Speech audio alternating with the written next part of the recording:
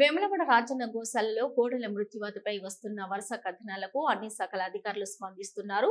శుక్రవారం పశు వైద్యాధికారులు పరిశీలించగా శనివారం ఉదయం కల్లా జిల్లా కలెక్టర్ స్వయంగా గోశాలను సందర్శించారు. అలాగే రాష్ట్ర దేవాదాయ శాఖ కమిషనర్ ఆదేశాల మేరకు అడిషనల్ కమిషనర్ శ్రీనివాసరావు తన బృందంతో తిప్పాపురం గోశాలను పరిశీలించారు. ఈ సందర్భంగా ఆయన మాట్లాడుతూ గోశాలలో పరిమితికి మించి కోడెలు ఉండడం వల్లే ఇలాంటి సంఘటనలు జరుగుతున్నాయని, ముఖ్యంగా మ్యాన్ పవర్ లేదని వెంటనే అవుట్ సోర్సింగ్ ద్వారా 15 మందిని నియమించాలని ఆదేశించారు.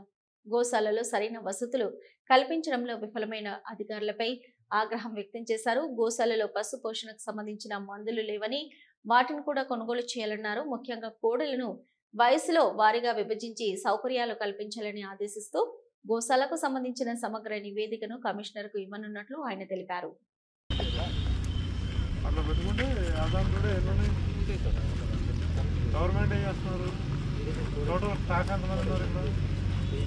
ఈరోజు వేములవాడ దేవస్థానానికి ఈ గోమాతల విషయంలో కొన్ని చనిపోయినాయనే న్యూస్ తెలిసినప్పుడు మా గౌరవ కమిషనర్ గారు ప్రొద్దుట నన్నును గతంలో ఈవో చేసిన కృష్ణప్రసాద్ గారిని, జాయింట్ కమిషనర్ గారిని వెళ్ళడమని ఆదేశించడం జరిగింది. వారి ఆదేశాల మేరకు మేము ఇమీడియట్లీ బయలుదేరి రావడం జరిగింది. ఇప్పుడు ఇవన్నీ తిరిగి పరిశీలించి అక్కడ ఒక డాక్టర్ గారు కూడా విజయభాస్కర్ రెడ్డి గారు అని రావడం జరిగింది హైదరాబాద్ నుంచి.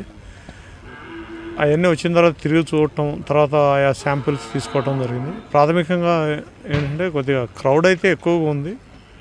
నిన్న కొన్ని ఆవులు, కొన్ని కోడెదూడలు ఈరోజు కొన్ని చనిపోయినాయని, కొన్ని ఏమో కొద్దిగా వీక్గా ఉన్నాయని నోటీస్కి వచ్చింది. వాటికి వాళ్ళు ట్రీట్మెంట్ చేస్తున్నారు.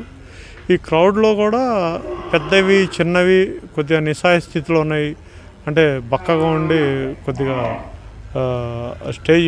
డౌన్ స్టేజ్లో ఉన్నాయి కూడా కలిపి ఉన్నాయి. వాటికి ఫుడ్ కానీ వాటర్ కానీ అందటం కొద్దిగా కష్టంగా ఉందేమో అనిపించింది. తర్వాత ఫుడ్ కూడా మరి సఫిషియెంట్గా అందుతుందా లేదా అనేది వీరిని అడిగితే అందిస్తున్నామని చెప్తున్నారు. అది ఒకసారి క్రాస్ చెక్ చేసుకోవాల్సిన అవసరం ఉంది. తర్వాత ఈ కొత్త షెడ్లు కడుతున్నారు. అవి ఒక 10-15 రోజుల్లో కంప్లీట్ అవుతాయని ఇక్కడ ఈ గారు వాళ్ళు చెప్పడం జరుగుతుంది. కానీ అవి అత్యవసర ప్రాతిపదికగా చేసుకోవాలి. ఈ క్రౌడ్ని కొంచెం డిస్ట్రిబ్యూట్ చేసుకొని సెగ్రిగేట్ చేస్తే ఈ చిన్న కోడెదోళ్ళు వేరు, పెద్ద కోడెదోళ్ళు వేరు, మధ్యస్థం వేరు, తర్వాత ఆవుల్లో పాలు ఇచ్చేవి వేరు, మరి ఆ మురుకు పాలతో వచ్చిన ఆవులను కూడా వదిలిపెడుతున్నారు కోడెలని. అటువంటి సపరేట్గా చేసుకుంటే కొద్దిగా సమస్యకి తొలి పరిష్కారంగా దొరికింది. మరియు అట్లానే ఇప్పుడు మాకు మీరు చెప్పినట్టు పెద్దవారు కలెక్టర్ గారు వారి ఆధ్వర్యంలో ఏదో ఈ కోడెలను కూడా రైతులకి డిస్ట్రిబ్యూట్ చేస్తారు. తర్వాత సమస్య తేలిక పరిష్కారం అయింది. గతంలో కూడా అట్లా ఉందంటున్నారు. మరి పెద్దవాళ్ళు నిర్ణయం తీసుకుంటే ఆ విధంగా కూడా పరిష్కారం దొరికే అవకాశం ఉంది.